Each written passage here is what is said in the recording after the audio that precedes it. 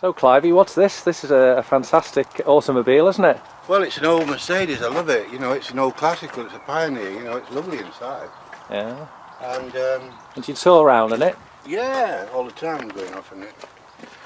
And when I go and do talk shows and things, you know, bring awareness about the fact that the civilised system that we're living in is silly, just destroying the planet. So you're an eco-warrior? Well, yes, I am. I'm a tree hugger. I like it, yeah. Yeah. You certainly look the part, mate. Let's have a look at your van. So what's all this? These are, well, you know, this is sort of working in London. There's Chief Rowney. Of course, yeah. That's me.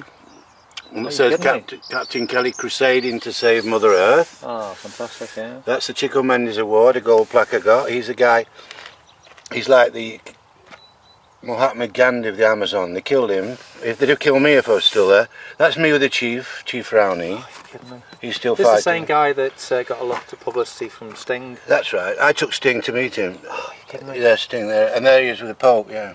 Dear me. I took Sting. Are you on that? Are you on that? I know, I'm taking a picture. Yeah. And there's another one. This is what they call me here. They call me the Robin Hood of the seas. These are different things from around the world. This is St. Vincent in the Grenadine Islands. This one would be Portugal. You know, they're different places. That one would be Holland. Because you were telling me about even round here, the River Loon. The River Loon, my friend. I can show you the photographs. Yeah. There was a programme on BBC TV a few months ago, and all the seals are dying in Scotland. So it said, you know, if anybody knows. So I went down and loads of crabs or something died as well, didn't Yeah, I should have. Millions, trillions, seabirds, crabs, rabbits. The River Loon on this side has been reclaimed. Right. And they built a bank to keep the river. But they put sheep on that bank now. And then they put ragwort, because of the ragwort, which is poisonous, they put down insecticide. Oh, God. So the farmers think they're doing good. They're poisoning all sea life all the way around. You see, the Atlantic Ocean is part of a system called the Elysis Currents. Right. And what sea passes here ends up passing Brazil down there in a month, 2 months' time at maximum. You're kidding me. It's the currents. Well, they don't need passports, you know. You know, it must be 2 years later, the tsunami. We're polluting the world. The tsunami, I'll tell you, is a good story about the tsunami in Venezuela. Yeah. The children, the girls, because there was nothing left after it went over Venezuela, no roads, they couldn't.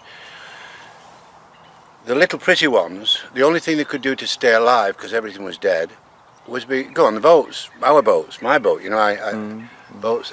All our sailor friends took them to the Caribbean where they sold the bodies, you know, 13-year-old prostitutes, fuck for a piece of bread. Nightmare.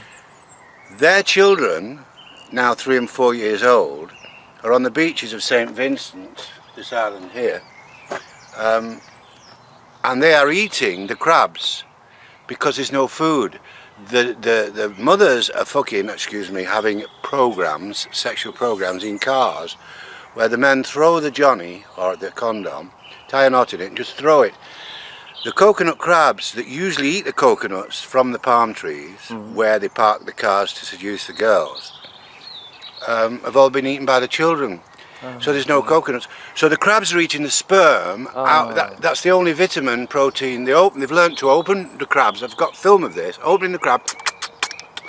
Now the kids come down at night because they're starving, catch the crabs, just like we do in Brazil. I mean, I eat crabs raw. I mean, you know, so do the Japanese. I've learned a lot travelling around the world about eating, so I eat raw food, as the Indians do. The children are eating the crabs raw, and all the lips are cut on the spines. Oh. So I filmed them with a nightlight, with blood. So you wonder why there's an epidemic of AIDS. Those kids are getting their AIDS directly out of the sperm, and they're getting not only that, but anthrax and all these other diseases. Diseases we don't even know about, mate. So we, in our stupidity of polluting the world and not looking after the people who've had unfortunate episodes happen in their life, like Haiti. The people are still starving. England's here living like, wanting to, what is it they say, progress, so that they can get richer and have bigger cars, bigger banks, bigger tanks, and go up to bigger wars. Meanwhile, the other people that we people took there as slaves and abandoned in Haiti and Cuba and places like that, they're dying of starvation. Meanwhile, their daughters are fucking for threepence, giving AIDS to everybody. And this is civilization. So, regardless of the wars, there's a war going on ecological, and it's just as big. So Clivey, what's this headdress? It's absolutely amazing. Yeah, this is it's made from what you call macaw. That's a parrot's. Arara, we call it, the Arara Yeah. parrot. It's a type of parrot. It's the big one. Yeah. You know, the blue feathers. The white feathers are the tops of the chest feather of the eagle, the harpy eagle, and the red feathers again, parrot. They represent the sky, and the red represents the sunbeams breaking through, and the white represents the clouds. But it's a headdress that Chief Rowney is, you could call him my spiritual brother, we're the same age. Yeah. Just the guy that's famous, you introduced him to, Sting, is that right? I took Sting to him. Yeah. And then they went around the world, as you know. So yeah, I was responsible for Sting getting to know Chief Rowney. Right. But I knew Rowney many years before. 1970, 1973, I made contact with Chief Rowney. I made the first film ever about him in Xingu, the Amazon River, Xingu. Okay. And because they were still fighting, you know, and I made a film that just killed 18 white people, invaders, you know, missionaries, those people that go in and try and kill them by kindness, as they think. you know, put clothes on them. Yeah. They get diseases, they get bugs in the clothes, they don't have soap, and they die of measles and other diseases. And the Christians think, for some strange reason, that I and no intelligent people I've ever met can figure out why you have to hide your body, you know. Just weird people, you know. And which tribe are they from? These are the Kayapo Indians. Okay. But Chief Rowney has his own tribe, a branch tribe. Okay. That was called the Chukahamai. Now Chukahamai, as you can see this is a throwing club. You're kidding me. No, this is made of a very strong ironwood tree. And you throw it to kill. And if you turn around, you'll see an arrow there. Just pass me that arrow. It's just there, and that's it. This is an arrow, and this is used by the other tribes for killing the jaguar. You can see that point is made of bamboo. Very, very, very strong. Killer machine. Yeah. All the other tribes in the Amazon, use arrows to kill the animals that they eat. Except Chief Rowney's tribe, the Chukahamai, which means in their language, which is called the G language, it means that they kill only with a throwing club. They are called the people without bow and arrow. That's what Chukahamai means, the people without bow and arrow. But they've changed the name now, and they are now called Mebinkokri. Because now they use anything they can to keep the invaders out now, even guns. And the invaders being what, the do-gooders? No, the but invaders also the dam makers. The evil, if that word exists. I don't believe in that silly book. But the people who, like Dilma, the president of Brazil, I know you can't say certain things because you get edited by what you say, but a person that's destroying all the tribes, sending out shooters to shoot the Indians, sending out farmers to put poison in the river where the Indians drink the water and then they'll die from poisoning. Are they doing this on purpose? They're doing this now today, this morning. On purpose? On purpose, of course, because the Indians own the land where they have the uranium, the gold and the diamonds. Okay. The reason they're building the dam, they've done the same thing where me and Jesse have been working recently, and we've filmed this, is because they want to bring in barges. These barges sometimes the size of a half a football pitch, enormous things. They need water to get them in. So they've got the river, but it's too narrow. So they're going to flood it. They're going to make what they call a dam, and it's called a Belamonte Dam. They say it's for electricity. That's what they say. All right, they're going to generate some electricity for the miners. So then when they've got the place flooded, they can bring in the barges with the drilling machines on, drill the riverbed, get all the gold, the diamonds sucked up and out of Brazil. Therefore the Indians and the people of Brazil have nothing from it. It's just stolen from them and they die anyway because they get flooded. Not only that, the stock water is called black water, and you know in the tropics in about 3 months black water is just full of mosquitoes. So if they live the flood, then they will die the disease. Oh, dear me. And this is in the Amazon. This is happening all over the Amazon. They're building the biggest dam in the world is now being built, Belamonte, and then after that there's another 60. They've already started to prepare for them. The Indians have been there, broken the walls down. The military have been there, caught the Indians, killed them. The Indians have done it again, and just a few weeks ago they stopped the dam again. But she's got something like 15,000 workers on it. England.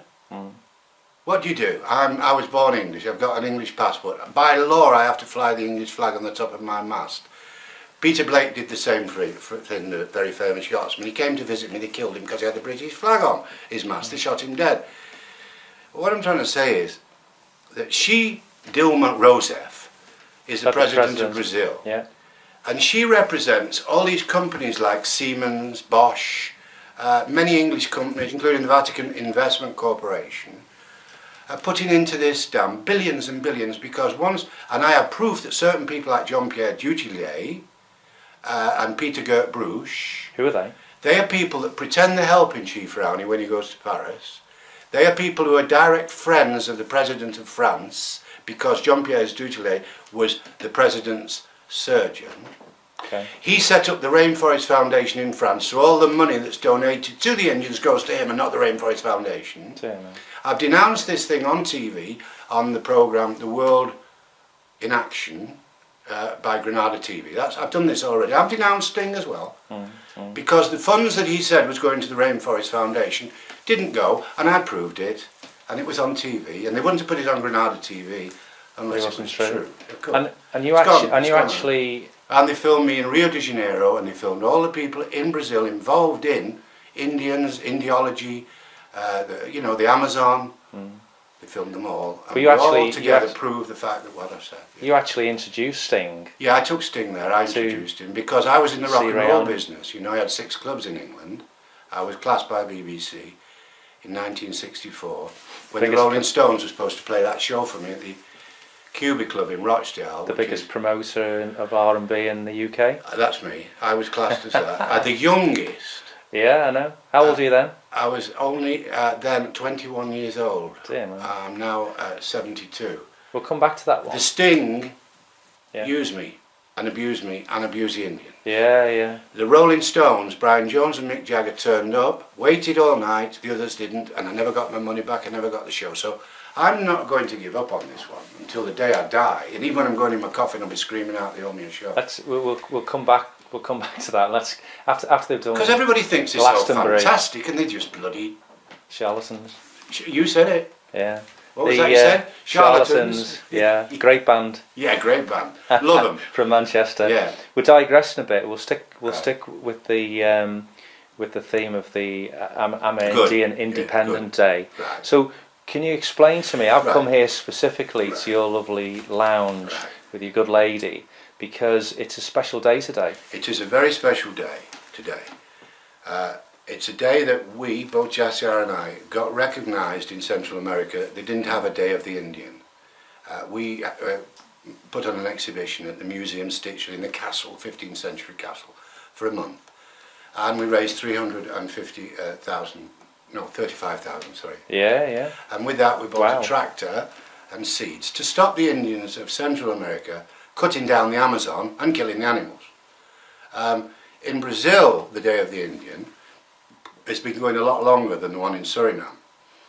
And it's the day when the government of Brazil recognised that the Indians, many years back, when they formed the thing called the Xingu National Park. Okay, the Amazon. National Park, yeah. Yeah, Xingu National Park is the river Xingu and the parks. It's not really a park, it's a reserve, but Xingu is Amazon, isn't it? Xingu is the river. Yeah.